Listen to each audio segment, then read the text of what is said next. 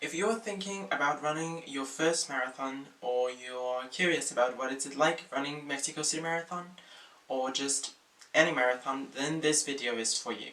Back in August, I ran my first ever marathon, the 31st Mexico City Marathon, and even with only 8 weeks of training, it was an incredible experience. So today I want to share my own journey with you to help you prepare for your own marathon. Just a quick note before we dive into the video, this video is not sponsored by any brand or product. Everything I share comes from my own experience, and I want to pass it on what I've learned to help you with your own marathon journey.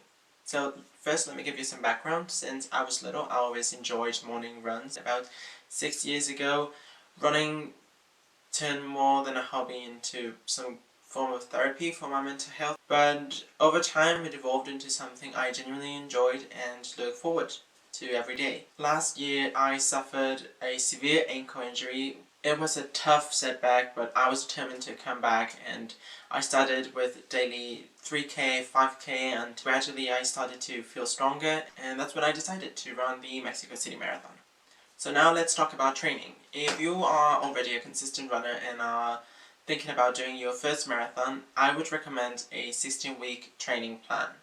This gives you enough time to gradually increase your mileage and prepare for the distance. There are many free plans online and apps that offer structured plans like Runner's World. If you're more of an occasional runner, then allow yourself more time. You don't want to approach this just as a physical challenge, but also a mental challenge. So make sure you're genuinely enjoying running before you commit to the marathon journey. Now, in your training, there are several things to consider. First, of course, is the running itself, and be sure to follow the plan and include each type of run, whether it's drills, whether it's speed work, whether it's long runs or recovery runs. Don't neglect any type of workout, as each type will help you develop a different running skill.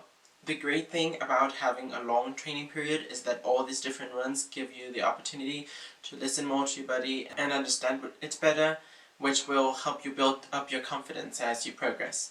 As with any runner, there will be tough days. Maybe you'll feel like running 2 miles instead of your planned long run. That's okay, just remember consistency is key. So also remember the important parts of your training, such as recovery and strength workouts. They are a crucial part in your overall training. This is super important because you will only progress as much as you allow all the components of your training to contribute to your performance. So during my training, I had a lot of tough days. In the beginning, I felt a lot of pressure from balancing school with work, so I just stuck with my daily 5Ks and ultimately didn't start official marathon training until just 8 weeks before race day, which honestly was a huge mistake. I tried to catch up by running long distances, which only led to injuries and pain, and I had been also neglecting a little bit of strength workouts, so that also played a big role in my setback. So I had to figure out a plan that would allow me to heal, rebuild strength, while still maintaining my training. For about a week, I was under a lot of stress. I was completely unsure if I was going to be ready for the marathon. So here's my advice. Be mindful of your training schedule and to incorporate all its components, especially recovery and strength workouts. Recovery is absolutely crucial. During marathon training, you're burning a lot of calories and you're putting your body under a lot of stress, so you need to fuel properly and rest well. Trust me, if you don't rest enough, your performance will suffer. I also want to emphasize the importance of stretching.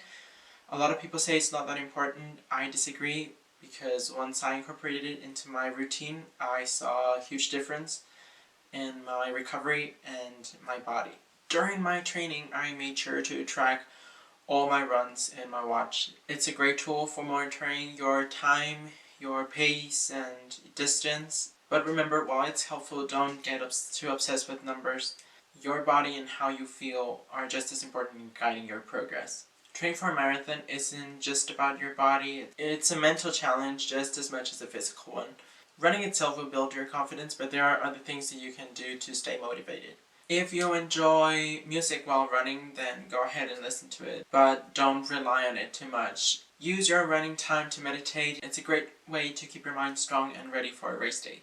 One of the things I loved doing my runs was listening to podcasts, especially The Running Effect. I found it really inspiring listening to others' experiences with running, which kept me motivating. Remember, it's very important not to compare your journey with anyone else's. Everyone's experience will be different. You might have tough days or feel like you're not progressing fast enough, but just as long as you're consistent and focused on your own improvement, you're doing great. When it came to getting ready for race day, I signed up for the Mexico Marathon online, and I signed up for a specific time category. For your last few long runs, treat them like a mini race. You can practice your fueling strategy, you can try different gels, and you can experiment with hydration during running. Some brands might upset your stomach, so it's better to test them beforehand rather than risk a race day disaster. Also make sure you have a plan for how much to fuel. Not too much, but enough to keep you going.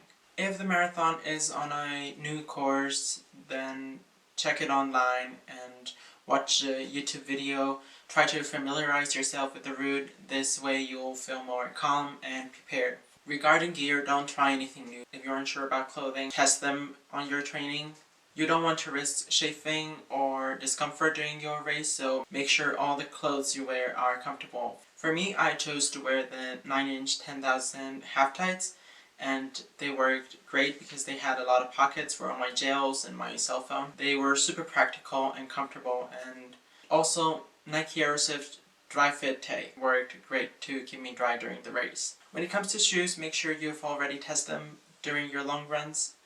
You don't need the latest carbon-plated super shoe out there, but go for something that offers you good cushioning and support. I used the New Balance Fuel Cell Rebel V4s, which worked perfectly for me. They were supportive and comfortable all the way through. Now let's go to my marathon experience.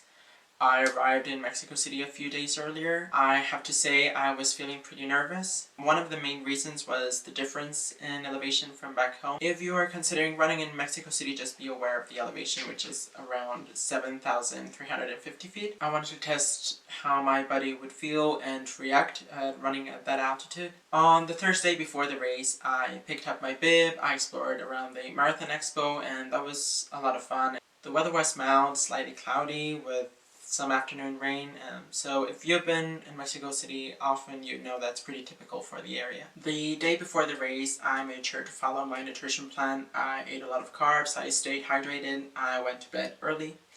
And the marathon itself was on August the 25th, with about 30,000 runners participating. My crawl started at 6:30, so I arrived like about 90 minutes earlier to stretch and look around and just get ready for the race.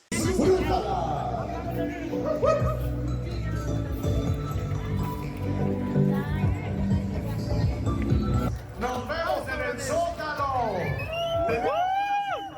Allá nos vemos, allá nos encontramos. Mucho éxito en tu carrera y vamos a dar ya el disparo de salida a continuación.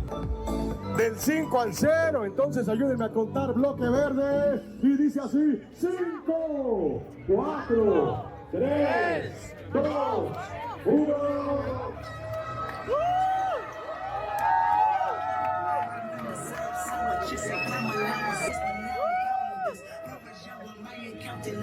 I'm down in this. You say with my boo bag tastes like Kool-Aid for the analyst. Girl, I can buy your rusty world with my bank stuff. Oh, that pussy good. Once you said it on my taste buds, I get way too dirty. Once you let me do the extras, pull up on your block and break it down. We playing Tetris. AM to the PM, PM to the AM.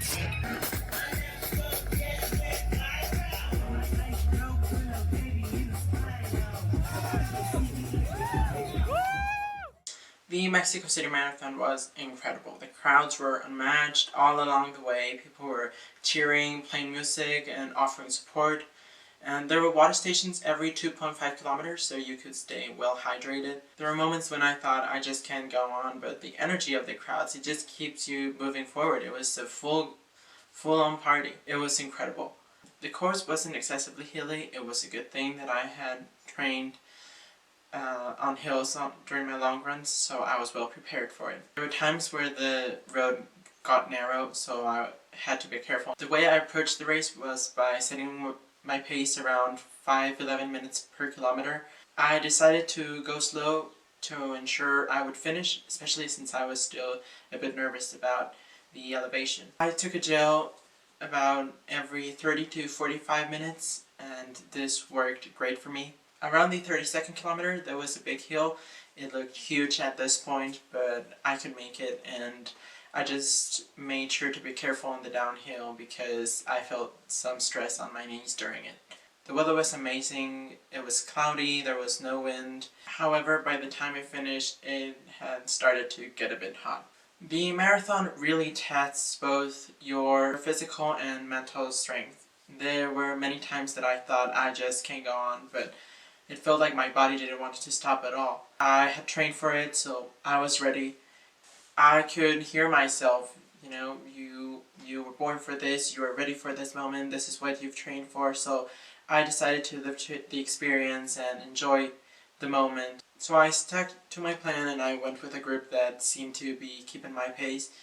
However, by the 20th kilometer, they started to fall behind. So I decided to join another group, and I kept the pace with this other runner until like the 30th kilometer, and then I decided to pull ahead. I tried to catch up with another group, but I wasn't able to do so. So I decided just to keep close and follow them. And you can check my splits from my Strava. By the time I crossed the finish line, I had completed my marathon in 3 hours and 41 minutes. It was emotional, it was exhausting, but incredibly rewarding. At the end I needed some medical assistance, but I was fine shortly after. None of my family could come to watch me run, but they followed my GPS, so as soon as I crossed the finish line, I started to receive all their messages and texts, so it made it feel kind of special. So after the race, I got my medal, I rested for a while, and then I joined some friends to eat and celebrate.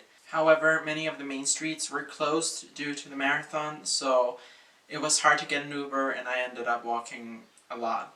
Overall, although not everything went as planned or as expected, it was a superb experience. The marathon is tough, but that's why we train, to build up that physical strength and mental resilience. So if you're thinking about running a marathon, take the leap. Embrace the challenge. Every part of the journey, from training to race day, will shape you and make you stronger in ways you never expected. So I hope this video has been helpful to you and inspires you to take that first step towards your marathon journey. And if you found it useful, please like and subscribe to help it reach more people. So best of luck in your marathon journey, and see you next time.